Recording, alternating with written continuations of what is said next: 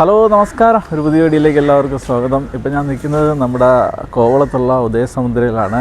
അപ്പം നമ്മൾ അടുത്ത 2 ദിവസം ഇവിടെ സ്റ്റേ ആണ്. കോവളം ഒന്ന് ചുറ്റിക്കറങ്ങി ഇവിടുത്തെ കുറച്ച് കാഴ്ചകൾ കാണുക. അതൊക്കെ നമ്മളിങ്ങനെ ഓരോരോ വീഡിയോകളായിട്ട് ചിലപ്പോൾ 1-2 പാർട്ടുകളായിട്ടായിരിക്കും നമ്മൾ ഈ ഒരു ഹോൾ ജേണി വരുന്നത്.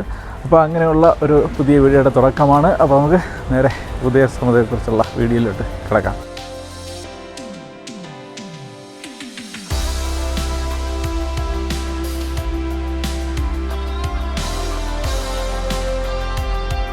കേരളത്തിൻ്റെ ടൂറിസം മാപ്പിലെ വളരെ ഫേമസ് ആയിട്ടുള്ള നമ്മുടെ കോവളത്തെ 5 സ്റ്റാർ റിസോർട്ടായിട്ടുള്ള ഉദയസമുദ്ര സ്ഥിതി ചെയ്യുന്നത് ഏകദേശം 10 ഏക്കറോളം വരുന്ന ഒരു ഏരിയയിലാണ്.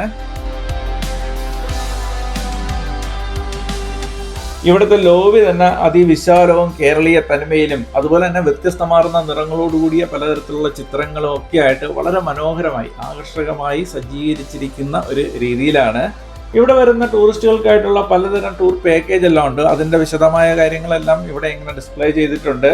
കൂടുതൽ താമസമൊന്നും ഉണ്ടായില്ല. വളരെ പെട്ടെന്ന് തന്നെ ചെക്ക് ഇൻ പ്രൊസീജിയർ എല്ലാം പൂർത്തിയാക്കി ബീച്ച് സൈഡിലുള്ള നമ്മുടെ റൂമിലേക്ക് അവരെ ഞങ്ങളിങ്ങനെ കൊണ്ടുപോവുകയാണ്.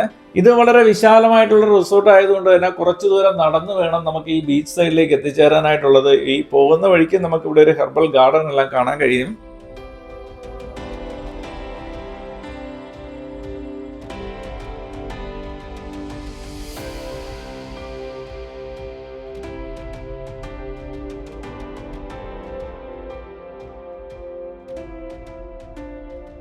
അങ്ങനെ ഹെർബൽ ഗാർഡൻ അടുത്തുള്ള വഴിയിലൂടെ നടന്ന് നമ്മുടെ റൂമിൽ എത്തിച്ചേർന്നിട്ടുണ്ട്. നമ്മുടെ റൂമിനെ പറ്റി പറയുകയാണെങ്കിൽ ഇത് ഒരു പൂൾ വ്യൂ റൂമാണ്. 5 സ്റ്റാർ റിസോർട്ട് ആയതുകൊണ്ട് തന്നെ അതിനൊത്ത സൗകര്യങ്ങളൊക്കെ തന്നെ നമുക്കിവിടെ കാണാം. നല്ല അടിപൊളി സെറ്റപ്പും കാര്യങ്ങളൊക്കെ തന്നെയാണ്. ബാത്റൂമൊക്കെ നല്ല നീറ്റ് ആൻഡ് ക്ലീൻ ആണ്. പിന്നെ ഇവിടെ എനിക്ക് ഏറ്റവും ഇഷ്ടപ്പെട്ടത് അടിപൊളി ഒരു ബാൽക്കണി ഉണ്ട് കേട്ടോ. ബാൽക്കണിയിൽ നിന്ന് കഴിഞ്ഞാൽ നമുക്ക് കടലും അതുപോലെ തന്നെ ഇവിടുത്തെ സ്വിമ്മിംഗ് പൂളും എല്ലാം കാണാം. നല്ലൊരു വ്യൂ ആണ് ഇവിടെ നിന്ന് കഴിഞ്ഞാൽ. അതെനിക്ക് നല്ലൊരു ഫീലാണ്. ഇവിടെ നിന്ന് കഴിഞ്ഞാൽ നല്ല രസമാണ്. രാത്രിക്കാണെങ്കിൽ അടിപൊളിയായിരിക്കും.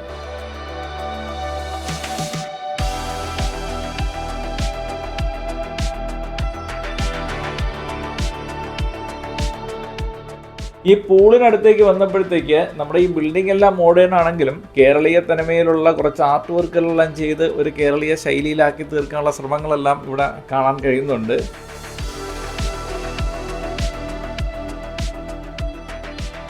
എൻ്റെ പുറകിൽ കാണുന്നത് സീസൈഡ് ഗ്രില്ലെന്ന് പറയുന്ന ഒരു ചെറിയ റെസ്റ്റോറൻ്റാണ്. ഈവനിങ്ങിൽ ഇവിടെ നമുക്ക് കോംപ്ലിമെൻ്ററി ആയിട്ട് അവർ സ്നാക്സൊക്കെ തരുന്നുണ്ട്. നമ്മുടെ കുക്കീസും കേക്ക്സും കോഫിയും ടീ അങ്ങനെയുള്ള സംഭവങ്ങളൊക്കെ അവൈലബിൾ ആണ്. ഇഷ്ടാനുസരണം നമുക്ക് അവിടെ നിന്ന് കഴിക്കാം.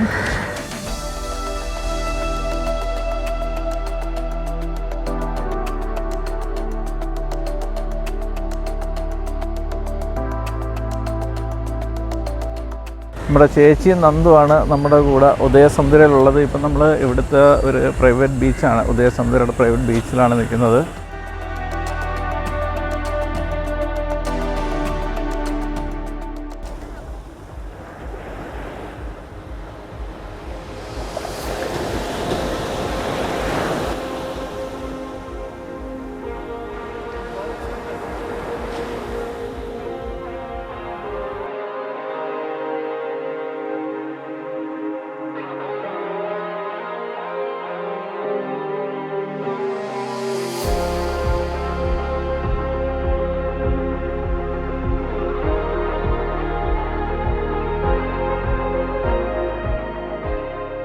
ഇപ്പോൾ സമയം ഏകദേശം 4 മണിയായിട്ടുണ്ട്. നമുക്ക് ഇവിടെ നിൽക്കുമ്പോൾ നമ്മുടെ ലീലാക്കോളം അങ്ങ് ദൂരെ അവിടെയായിട്ട് കാണുന്നുണ്ട്.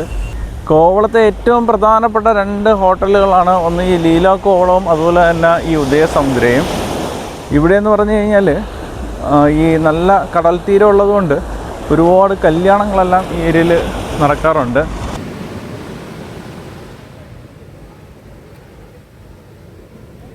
ബീച്ചിൻ്റെ ഈ ഒരു ഭാഗത്തായിട്ട് ചെറിയൊരു പാറക്കെട്ടുകളെല്ലാം കാണുന്നുണ്ട്. അതിൻ്റെ മുകളിൽ വരെ കയറി പോകാൻ പറ്റില്ല, ഡേഞ്ചറസ് ആയിരുന്നു. അതിൻ്റെ പകുതി കയറിയപ്പോഴത്തേക്ക് കാണുന്ന ബീച്ചിൻ്റെ ഒരു വ്യൂ ആണിത്. അങ്ങനെ ഈ ഒരു സൈഡിൽ നിന്ന് തിരിച്ച് നമ്മുടെ റിസോർട്ടിൻ്റെ അടുത്തേക്ക് പോവുകയാണ്. ഇവിടെ ഒരു നടപ്പാതാണൊക്കെ. ആക്ച്വലി ഇതൊരു സംരക്ഷണ ഭിത്തി കണക്ക് ഇവർ കെട്ടിയിരിക്കുന്നതാണ്. ബീച്ചിൻ്റെ ഏകദേശം പകുതിയോളം ഈ രീതിയിൽ നമുക്ക് ഒരു സംരക്ഷണ ഭിത്തി കാണാൻ കഴിയുന്നുണ്ട്.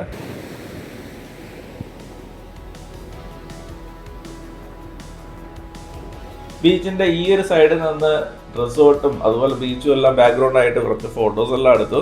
അതിനുശേഷം റിസോർട്ടിൽ ഇനിയും കാണാൻ ഒരുപാട് ഏരിയ ഒക്കെ ഉണ്ടല്ലോ, അവിടേക്ക് നമ്മൾ പോകാനായിട്ട് റിസോർട്ടിനകത്തേക്ക് വന്നപ്പോൾ ആദ്യം കണ്ട ഒരു ഗാർഡനാണ്.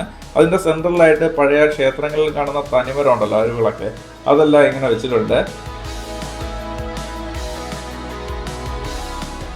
ഞങ്ങൾ സ്റ്റേ ചെയ്യുന്ന റൂം ഉൾക്കൊള്ളുന്ന ബിൽഡിങ്ങിൻ്റെ അതർ സൈഡാണ് ഈ കാണുന്നത്. ഇവിടെയും വലിയ ഒരു പൂളും കാര്യങ്ങളൊക്കെ ഉണ്ട്. നല്ല ബാൽക്കണിയൊക്കെയാണ്, അവിടെ ഒരുപാട് ചെടികളും കാര്യങ്ങളും എല്ലാം ബാൽക്കണിയിൽ ഇങ്ങനെ തൂങ്ങിക്കിടപ്പുണ്ട്. നല്ല പോസിറ്റീവ് വൈബാണ് കേട്ടോ, നല്ല ഒരു പീസ്ഫുൾ അറ്റ്മോസ്ഫിയർ ഇവർ കീപ്പ് ചെയ്യുന്നുണ്ട്. ഈ ഒരു സ്വിമ്മിംഗ് പൂളെല്ലാം കടന്ന് ഇതുവഴി കുറച്ചുകൂടെ മുന്നോട്ട് പോകുമ്പോഴത്തേക്ക് നേരത്തെ കണ്ട ഹെർബൽ ഗാർഡൻ്റെ ഫ്രണ്ടിലായിട്ട് ഒരു ചെറിയ മനോഹരമായ ഒരു നാലുകെട്ടുണ്ട്. ഇതെന്ന് പറഞ്ഞാൽ ഇവിടെ പ്രവർത്തിക്കുന്ന ഒരു ആയുർവേദിക് മസാജ് സെൻ്ററാണ്. ടെമ്പിൾ പെയിൻറ്റിങ്ങും അകത്ത് ഒരു തുളസിത്തറയെല്ലാം ആയിട്ട് മനോഹരമായ ഒരു ചെറിയ ബിൽഡിംഗ് ആണ്.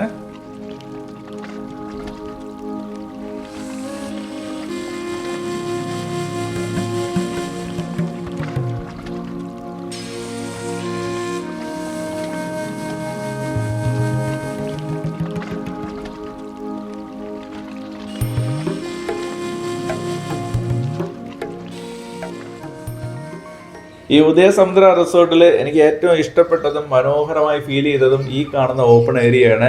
ഇതിൻ്റെ റൈറ്റ് സൈഡിലായിട്ടാണ് നേരത്തെ കണ്ട റിസപ്ഷൻ പ്രവർത്തിക്കുന്നത്. ആ വലിയ മേൽക്കൂരയുള്ള ബിൽഡിംഗ് ആണ്. അതിൻ്റെ പിറകിലായിട്ടാണ് വിശാലമായ പുൽത്തകടിയും നല്ലൊരു ഗാർഡനും അതുപോലെ തന്നെ ഭീമാകാരവും സുന്ദരവും മനോഹരവും ഒക്കെ ആയ ഒരു കഥകളി രൂപം, വലിയൊരു സ്വിമ്മിംഗ് പൂള്, ഒരു വൈബ്രന്റ് ത്രില്ലിംഗ് ആയിട്ടുള്ള ഒരു അറ്റ്മോസ്ഫിയർ ആണ് ഇവിടെ നിൽക്കുമ്പോൾ തോന്നുന്നത്. അത് തന്നെയാണ് ഇത് ഇഷ്ടപ്പെടാനുള്ള കാരണം.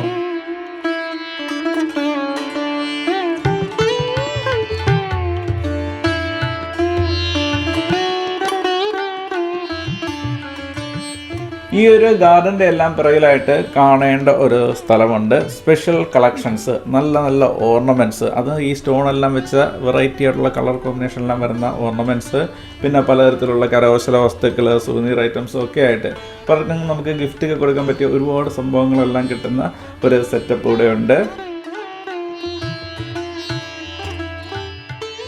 ഈ പൂളിൻ്റെ എല്ലാം സൈഡിലായിട്ട് ഒരു ശ്രീബുദ്ധൻ്റെ പ്രതിമയെല്ലാം അവിടെ സ്ഥാപിച്ചിട്ടുണ്ട്. അതിൻ്റെ ഒരു സൈഡിൽ നമുക്ക് ഓഷൻ സ്പാ എന്ന പേരിൽ ട്രഡീഷണൽ തായ് സ്പാ ഒരെണ്ണം പ്രവർത്തിക്കുന്നത് കാണാം. ഇവിടെ താല്പര്യമുള്ളവർക്ക് വ്യത്യസ്തമാർന്ന പാക്കേജ് എല്ലാം സെലക്ട് ചെയ്യാവുന്ന രീതിയൊക്കെയാണ്.